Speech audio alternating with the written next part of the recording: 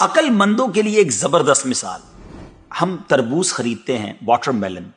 مثال کے طور پہ 5 کلو کا ایک تربوز ہم نے خریدا، اور جب اسے کھانے لگتے ہیں تو پہلے اس کا چھلکا اتارتے ہیں نا. 5 کلو میں سے کم از کم 1 کلو کا تو چھلکا نکل جاتا ہوگا، یعنی آلموسٹ 20%، 20% تو کم ہو جاتا ہے. مگر کیا کبھی ہمیں افسوس ہوتا ہے اس کا؟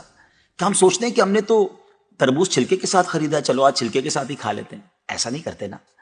اچھا، ہم چکن بھی تو خریدتے ہیں، زندہ ثابت، اسی کو تولتے ہیں، تلواتے ہیں، پیسے دیتے ہیں، مگر جب کھانے کی باری آتی ہے، پکانے کی باری آتی ہے، تو اس کے بال، اس کی خال، اس کی آلائشیں نکل جاتی ہیں، تو ویٹ تو کم ہو جاتا ہے. مگر کبھی اس پر دکھ ہوتا ہے؟ نہیں نا. تو پھر 40,000 میں سے 1,000 دینے پر، 1,00,000 میں سے صرف 2,500 دینے پر ہمیں کیوں بہت تکلیف ہوتی ہے؟ حالانکہ یہ صرف 2.5% تو بنتا ہے، یعنی 100 روپے میں سے صرف 2.5 روپے.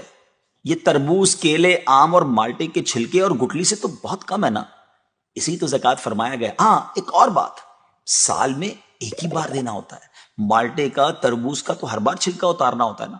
یہ 100 روپے میں سے 2.5 روپے یا 1,00,000 میں سے 2,500 روپے سال میں ایک ہی بار دینا ہوتا ہے، اور اسی کو زکوٰۃ کہا گیا. کیا برکت والا کام ہے یہ. مال بھی پاک، ایمان بھی پاک، دل اور جسم بھی پاک، اور معاشرہ بھی خوشحال. اتنی معمولی رقم، یعنی 40 روپے میں سے صرف 1 روپے، اور فائدے کتنے زیادہ.